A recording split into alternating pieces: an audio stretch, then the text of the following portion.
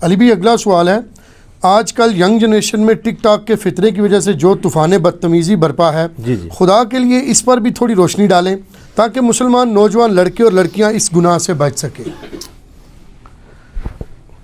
ٹک talk ہو، YouTube ہو، face بک ہو، what's app ہو، social media کے ذرائع ہیں، فی نفسی ہم ان کو حرام نہیں کہتے، ان کے یوز پہ بات ہو سکتی ہے۔ جیسے چھری فی نفسی، تو چھری بیچنا، خریدنا، دکان پہ رکھنا، اس کو کوئی حرام نہیں کہہ سکتا۔ چھری سے جانور بھی ذبح ہو سکتا ہے، سبزی بھی کاٹی جا سکتی ہے، اور بندہ بھی کاٹا جا سکتا ہے، تو اس کی وجہ سے چھری حرام نہیں ہوگی۔ باقی جو لوگ کہتے ہیں نا، چونکہ غالب یہ میڈیا برائی کے لیے استعمال ہو رہا ہے لہٰذا اس کو بین کر دیں، کاش ہم اسے بین کر سکتے ہوتے تو میری رائے بھی انہی لوگوں کے ساتھ ہوتی، لیکن یہ پاسبل نہیں ہے۔ ہمیں اس کے آگے بند باندھنا ہے تو اس طرح بند باندھنا ہے کہ اس کا رخ آپ نے موڑنا ہے۔ اسی میڈیا کو آپ پازیٹیو کازز کے لیے استعمال کریں، دین کی تبلیغ کے لیے استعمال کریں۔ کیٹاگوریکل ڈینائی کریں گے تو کچھ بھی نہیں آپ کر سکتے، اس کے آگے کوئی بند باندھ ہی نہیں سکتا۔ آپ دیکھ لیں تصویر کے خلاف کتنے لوگ ہوئے تھے، حالانکہ ان کو تصویر کا مسئلہ ہی سمجھ نہیں تھا۔ علماء عرب نے تو 70s میں اس کے حلال ہونے پہ فتویٰ دیا تھا کہ یہ وہ تصویر نہیں ہے، یہ آئینے کے عکس کے اوپر قیاس ہوتی ہے، نہ یہ عبادت کے لیے بنائی جاتی ہے، نہ ہاتھوں سے بنائی جاتی ہے۔ میرا بھی اس کے اوپر کلپ ریکارڈڈ ہے، اسلامک رولنگز اباؤٹ پکچر، وہ آپ دیکھ لیں۔ لیکن علماء کتنے سخت تھے، آہستہ آہستہ تصویر پہلے حرام تھی، پھر مکروہ ہوئی، ایک سٹیپ نیچے، پھر اس کے بعد کہتے ہیں مباح، بنا لو ٹھیک، نہ بناؤ تو۔ پھر انہوں نے کہا کہ یہ تو ثواب کا کام ہے، ویڈیوز بننی چاہیے، آتی نسلوں کے لیے خدمت ہے دین کی، تو یہ تو بہتر ہے۔ ادھر ہی اکتفا نہیں ہوا، اس سے آگے آیا کہ نہیں تو بہت ضروری واجب ہو گئی ہے۔ جس مولوی کی تصویر صحیح نہ لگی ہو اخبار میں، وہ گلا کرتا ہے آ کے میڈیا کے لوگوں سے کہ مانتے جناب تسی میری تو اکھیں بات سانی اس سے بہتری کرنا۔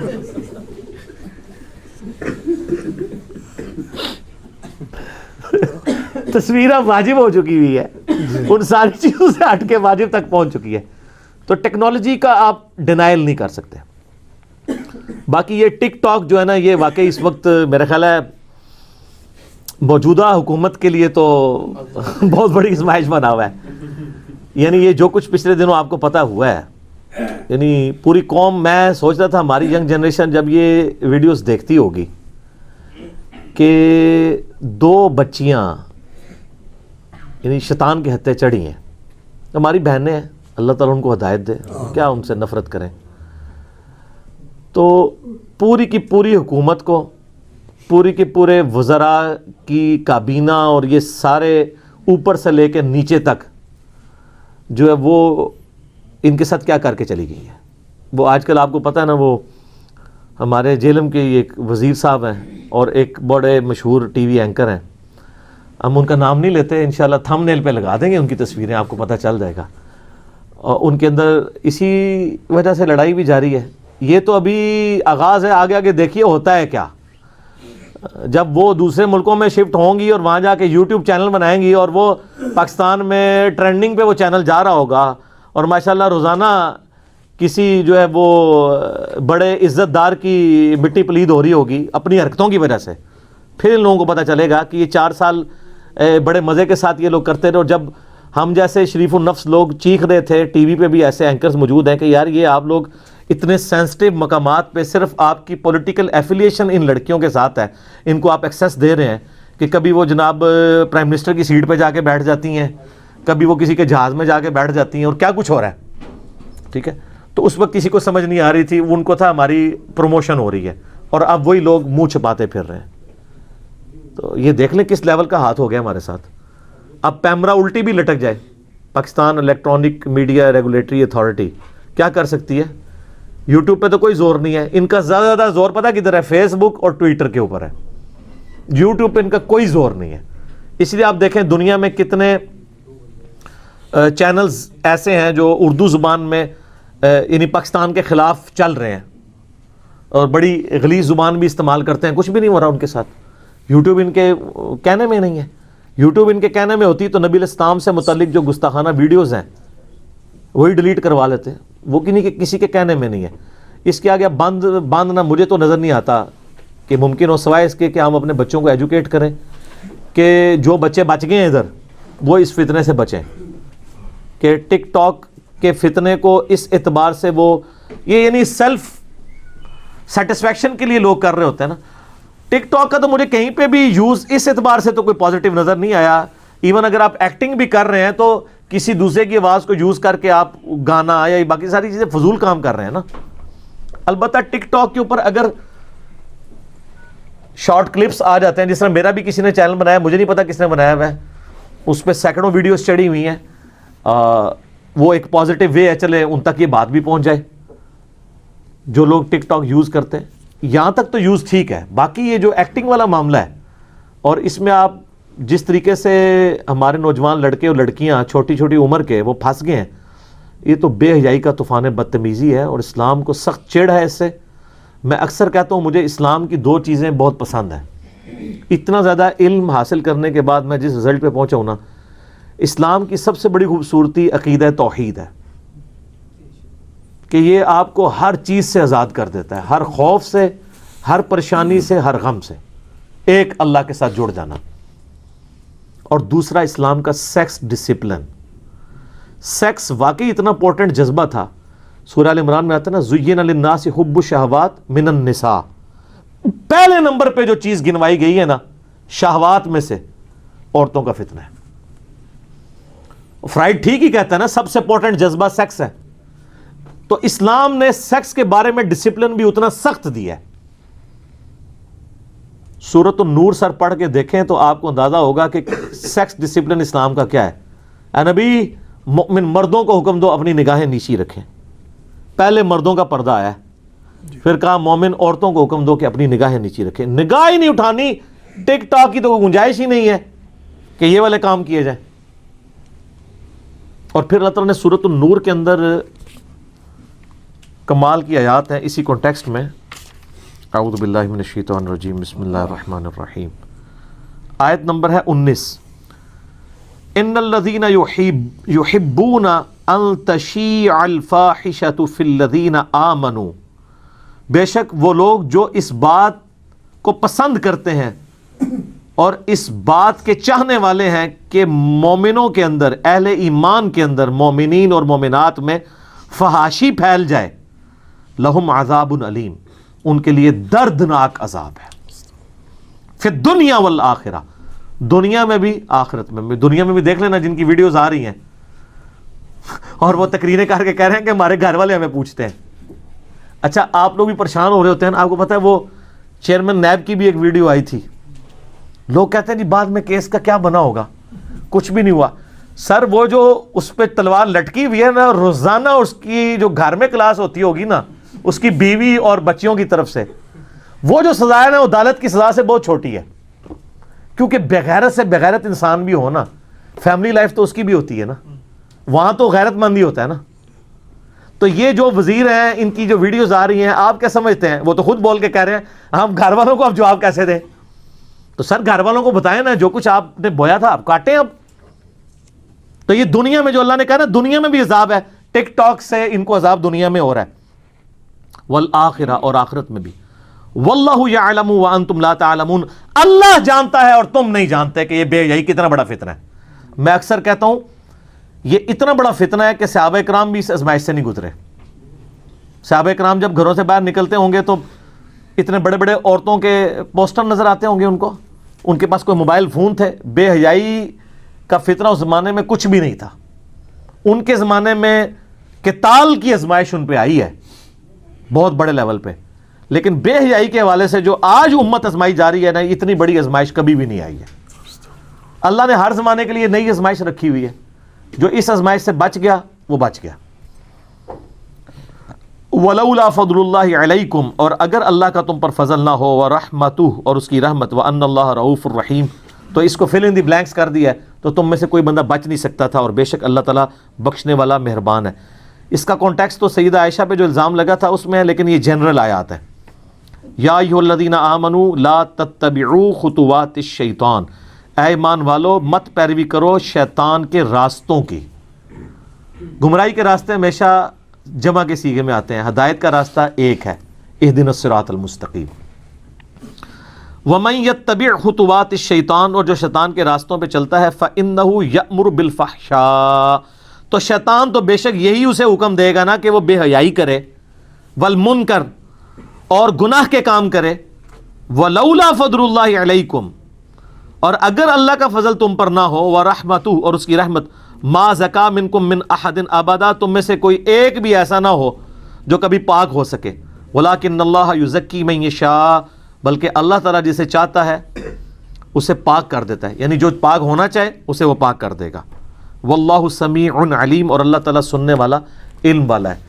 یہ دیکھیں کتنی زبردست آیات ہیں کہ شیطان تو تمہیں کہے گا کہ بے حیائی عام ہو، گناہ کے کام عام ہو، اس کے اوپر تمہیں ابھارے گا، وہ کبھی نہیں چاہے گا کہ مسلمانوں کے اندر جو ہے وہ حیا والا عنصر باقی رہے۔ اور یہ اس کی آپ ماڈرن فارم دیکھ لیں۔ اور نبی علیہ السلام کی احادیث اگر میں فی البدی بیان کروں نا سر، میں 1 گھنٹہ بیان کر سکتا ہوں۔ میں نے لیکچر ریکارڈ کرایا مسئلہ نمبر 161A،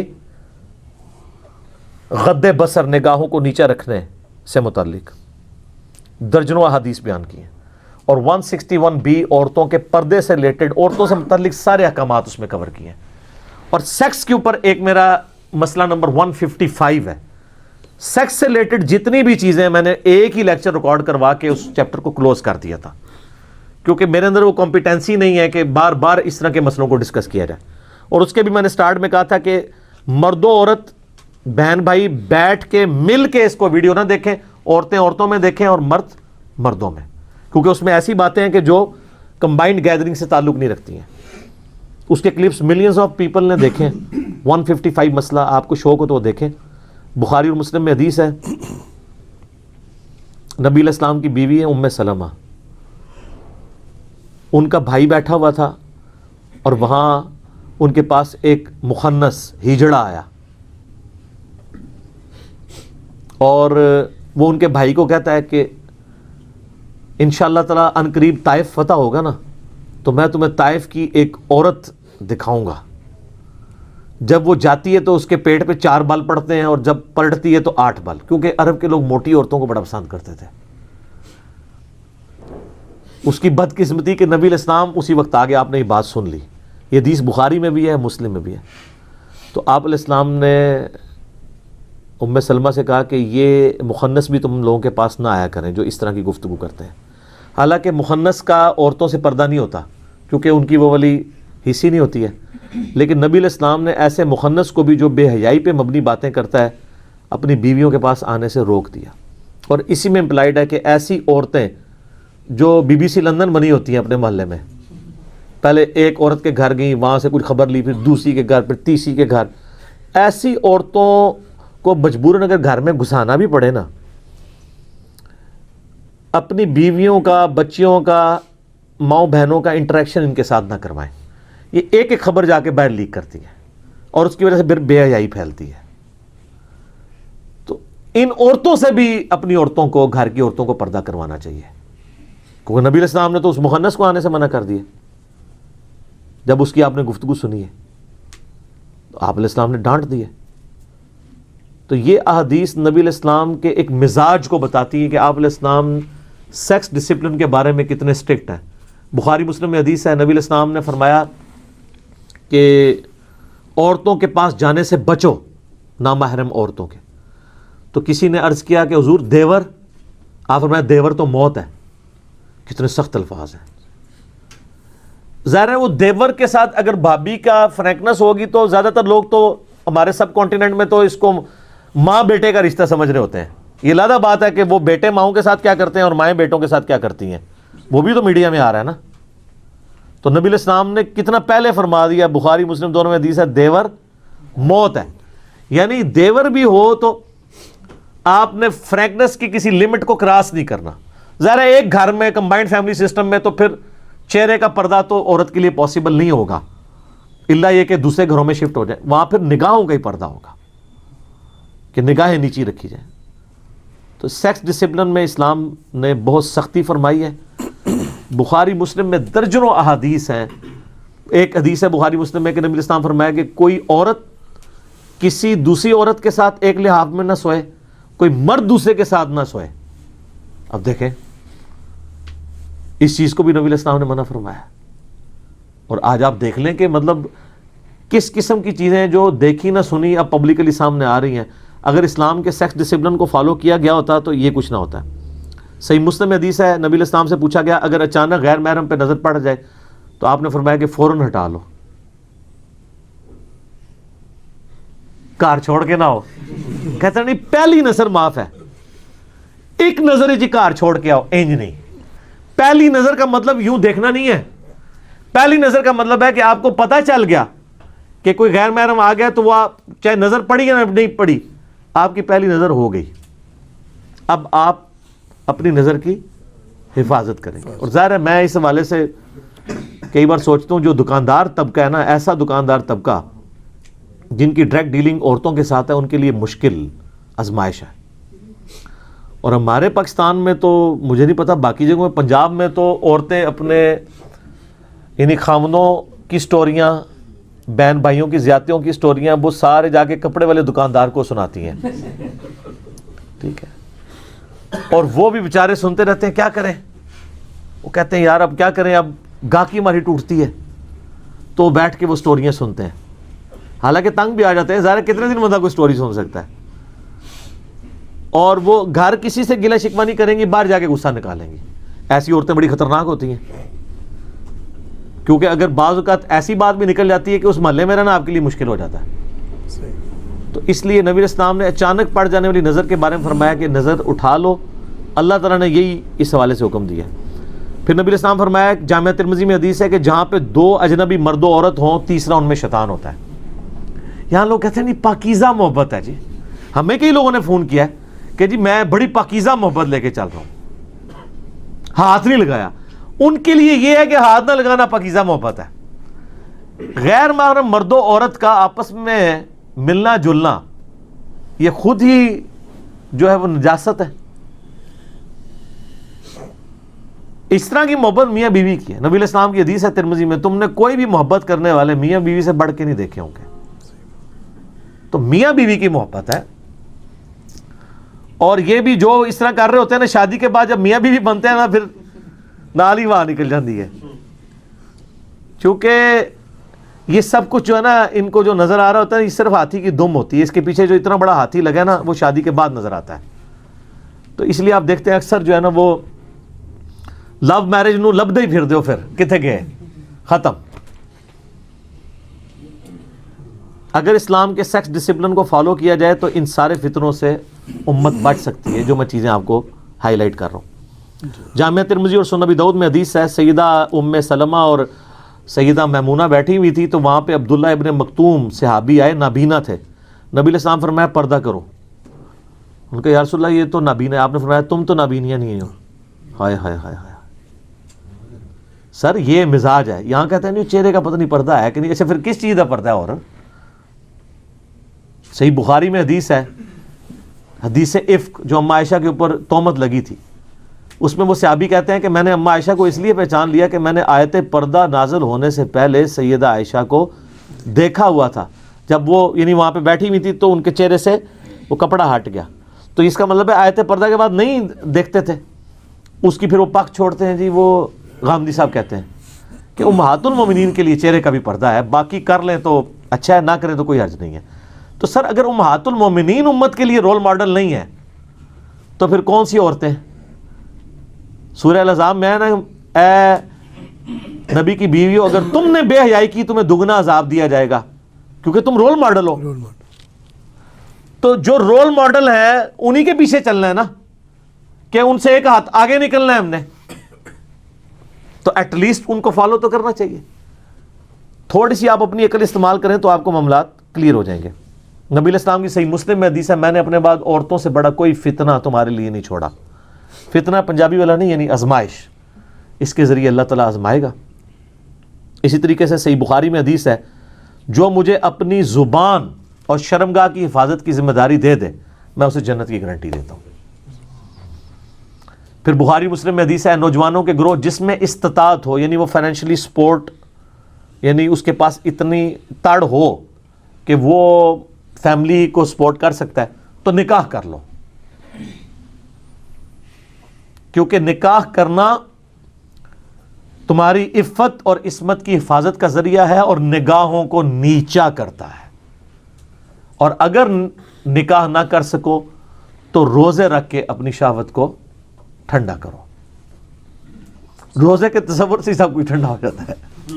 ظاہر ہے رمضان شریف میں تو پھر بھی آپ روزے رکھ لیتے ہیں کیونکہ ایک ماحول بنا ہوا ہوتا ہے, ورنہ عام دنوں میں گرمیوں کے روزے رکھنے پڑ جائیں, نفلی روزے کبھی کبھار یہ جو کوئی رکھنے پڑ جاتے ہیں, کوئی 9-10 محرم کا روزہ آ گیا تو وہ آپ کو پتہ وہ روزہ ختم ہی نہیں ہو رہا ہوتا, تو بڑے بڑے لوگوں کی عقل ٹھکانے آ جاتی ہے. اس لیے نبی علیہ السلام نے یعنی اس کی ترغیب دلائی, اگر نکاح کوئی افورڈ, یعنی افورڈ سے مراد فائنینشیل ہے, باقی تو ظاہر ہے شہوت کو ٹھنڈا کرنے کا مطلب یہ ہے کہ وہ والی اس کے اندر کمپیٹنسی موجود ہے لیکن وہ فیملی کو سپورٹ نہیں کر سکتا, اس وجہ سے کہا گیا کہ تم روزے رکھ لو. تو شادی جو کر سکتے ہیں انہیں ضرور کرنی چاہیے, اس کے بغیر آپ پاکیزہ رہنا آپ کے لیے مشکل ہے. اور اب یہ نہیں ہے کہ یہ ویڈیو سننے کے بعد جا کے تو اپنے ماں باپ سے لڑنا شروع کرتے ہیں, ٹھیک ہے, اپنے آپ کو سٹیبل بھی کریں کیونکہ اس کے بعد جو کچھ ہونا ہے نا وہ زیادہ خطرناک ہو جاتا ہے. اگر فائنینشلی معاملات نہ چل رہے ہوں تو پھر دو خاندانوں کی جب جدائی ہوتی ہے تو دشمنیاں اور پھر پتہ نہیں کہاں تک بات جاتی ہے. اس لیے معاملات کو دیکھ بھال کے چلنا چاہیے. الموجم الکبیر طبرانی کے اندر ایک حدیث ہے, نبی علیہ السلام نے فرمایا کہ یہ صحیح سند کے ساتھ ہے, کوئی شخص کسی غیر محرم عورت کو ہاتھ لگائے, یہ اس سے بہتر ہے کہ اس کے سر میں لوہے کی کیل ٹھونک دی جائے. یعنی اس کا جو عذاب ہے نا وہ تکلیف وہ کم ہے, اس سے زیادہ تکلیف اس شخص کو ہونے والی ہے جو غیر محرم عورت کو ہاتھ لگائے. مسند احمد میں حدیث ہے, اما عائشہ کہتی ہے نبی علیہ السلام نے کبھی بیعت کے لیے بھی کسی عورت کو ہاتھ نہیں لگایا, پردے میں ہی زبانی کلامی بیعت والا معاملہ کیا. اور یہاں پہ دین کے نام کے اوپر ہاتھ کیا گلے مل رہے ہیں پیر حضرات. سر آپ آئے دن ویڈیوز نہیں دیکھتے ہیں, کس کس قسم کی ویڈیوز ہیں بندہ, اور سب کچھ دین کے نام کے اوپر ہو رہا ہے, دین کے نام کے اوپر. اور میں حیران ہوں کہ یہ ان عورتوں کی مت کہاں ماری جاتی ہے, اور اس سے بڑھ کے ان کے خامنوں کی, ان کے گھر والوں کی مت کہاں ماری جاتی ہے. آپ نے جیلم شہر میں دیکھ لیں, یہ شکر ہے اللہ نے شکر کیا یہ دربار اجڑا ہے, جہاں پہ جتنی عورتوں کو اولاد نہیں ہوتی تھی تو یہاں کے غسل کرتی تھیں وہ, تو ظاہر ہے وہ سارے اوباش قسم کے نوجوان وہاں دریا کے کنارے بیٹھے ہوئے ہوتے تھے. آپ ذرا اب امیجن کریں کہ اب یہ سلسلہ اور ویڈیوز کس طرح نیٹ پہ چڑھنی شروع ہوگی, اور آئے دن آپ دیکھتے ہیں کہ یہ ویڈیوز اس قسم کی لیک ہوتی ہیں تو کتنی لڑکیاں خودکشیاں کر لیتی ہیں. اس کا سبب تو یہی بن رہا ہوتا ہے نا, بات تو وہیں سے سٹارٹ ہوئی ہوتی ہے نا, وہ ٹک ٹاک ہی چل رہا ہوتا ہے نا ایک قسم کا. تو اس طرح کے فتنوں کی وجہ سے پھر کیا کچھ رزلٹ آپ کو بھگتنے پڑتے ہیں. باقی اگر آپ اس کو صحیح طریقے سے لے کے چلیں تو صحیح مسلم میں حدیث ہے, سبحان اللہ کہنا بھی صدقہ ہے, الحمدللہ کہنا بھی صدقہ ہے, اللہ اکبر بھی صدقہ ہے. تمہارا اپنے بال بچوں کو کھانا کھلانا, اس کے منہ میں لقمہ رکھنا بھی بیوی کے صدقہ ہے, حتیٰ کہ اپنی بیویوں سے ازدواجی تعلق قائم کرنا بھی صدقہ ہے. صحابہ نے کہا باقی ساری بات تو سمجھ آ گئی ہے, یہ بیویوں سے تعلق یہ کیسے صدقہ اور نیکی ہے؟ تو آپ نے فرمایا اگر یہی تعلق تم کسی ایسی عورت سے پورا کرو جو تمہارے لیے حلال نہ ہو تو تمہیں گناہ ملے گا. صحابہ نے کہا ملے گا, تو فرمایا اس پہ ثواب بھی ملے گا. دیکھیں کہاں تک بات ہے. یہ صحیح مسلم میں حدیث ہے, دنیا متاع ہے اور دنیا کا سب سے بہترین متاع برتنے کی چیز نیک بیوی ہے. صحیح مسلم میں حدیث ہے, نبی علیہ السلام نے فرمایا کہ کسی بھی عورت سے 4 وجوہ کی بنا پر نکاح کیا جاتا ہے, اس کی خوبصورتی کی وجہ سے, اس کے حسب و نسب کی وجہ سے, اس کی دولت کی وجہ سے, اور اس کی دینداری کی وجہ سے. اللہ کے بندو دینداری کو دیکھا کرو. اچھا دل میں خواہش ساروں کی ہوتی ہے دینداری کی. جو سب سے زیادہ اسلامی بہنوں کی خدمت کے لیے کالجز اور یونیورسٹیز کے باہر کھڑے ہوتے ہیں نا لفنڈر نوجوان بدنگاہی کرنے کے لیے, ان کو بھی اگر پوچھے نا کہ آپ کی بیوی کیسی ہونی چاہیے, وہ کہتے ہیں پردہ کرنا چاہیے. تو قرآن میں تو ہے پھر بدکار مردوں کے لیے بدکار عورتیں اور نیک مردوں کے لیے نیک عورتیں. آپ جو کچھ ایکسپیکٹ کر رہے ہیں اس کے لیے پہلے خود بھی تو وہ بنے نا.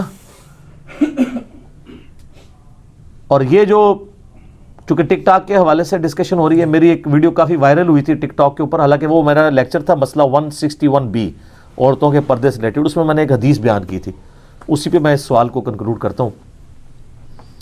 صحیح مسلم میں ایک بڑی رکت انگیز حدیث ہے اور وہ مشکات المصابیح کے اندر بھی موجود ہے. صحیح مسلم میں اس کا نمبر ہے انٹرنیشنل 7194 اور مشکات میں اس کا نمبر ہے 3524. سیدنا ابو ہریرہ بیان کرتے ہیں رضی اللہ تعالیٰ عنہ, رسول اللہ صلی اللہ علیہ وآلہ وسلم نے فرمایا جہنمیوں کے 2 گروہ ایسے ہیں جنہیں میں نے بھی نہیں دیکھا. جہنم کی آپ علیہ السلام کو سارے مناظر دکھائے گئے, لیکن 2 گروہ ایسے ہیں جنہیں میں نے دیکھا نہیں, اللہ نے مجھے وحی کے ذریعے بتایا. اتنا خطرناک عذاب ہے کہ نبی علیہ السلام کو وہ عذاب دکھایا بھی نہیں گیا. ایک وہ لوگ جن کے پاس گائے کی دموں جیسے کوڑے ہوں گے, جن کے ساتھ وہ لوگوں کو مارتے ہوں گے. یعنی اس سے مراد وہ حکمران ہیں جو اپنی رعایا کے اوپر ظلم کرتے ہیں. مسلم شریف میں حدیث ہے نا کہ بدترین چرواہا وہ ہے جو ظالم حکمران ہے, اور اگر انصاف نہیں کرے گا ایسے پہ جنت حرام ہوگی. بڑا خطرناک معاملہ ہے. اور وہ عورتیں, دوسرا گروہ, وہ عورتیں جو لباس پہن کر بھی عریاں ہوں گی, اتنا چست لباس کہ گویا ننگی ہیں, جسم کی حید واضح. تو یہ ہمیں اپنے معاشرے میں اپنی اسلامی بہنوں میں یہ چیزیں نظر نہیں آ رہی ہیں. ان کے ماں باپ یعنی انٹلیکچولی تو فوت ہی ہو چکے ہیں نا, آپ سمجھ لیں. اگر ان میں عقل ہوتی تو ان کی آخرت کی فکر کرتے. لباس پہن کر بھی عریاں ہوں گی, ننگی دکھائی دیں گی. مائل کرنے والیاں, یعنی اپنے اس عمل سے وہ چاہیں گی کہ مرد ہمیں دیکھے.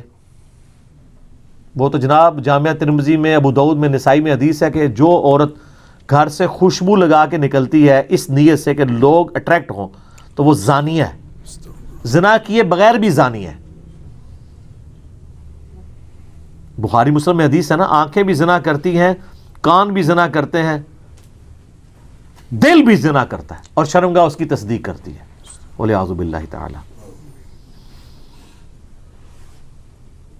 مٹک مٹک کر چلنے والیاں, ان کے سر بختی اونٹوں کی جھکی ہوئی کوہانوں کی طرح اٹھے ہوں گے.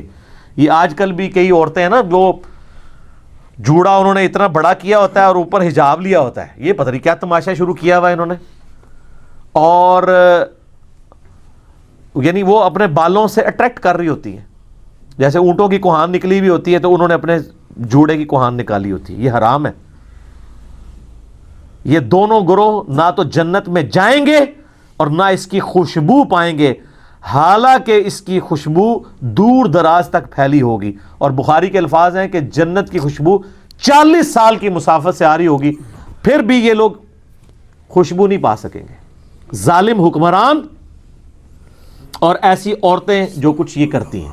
اور یہ یاد رکھیے گا, ان عورتوں کو تو جو عذاب ہونا ہے, جو ان کے اوپر نگہبان بنائے گئے ہیں وہ بھی مجرم ہے.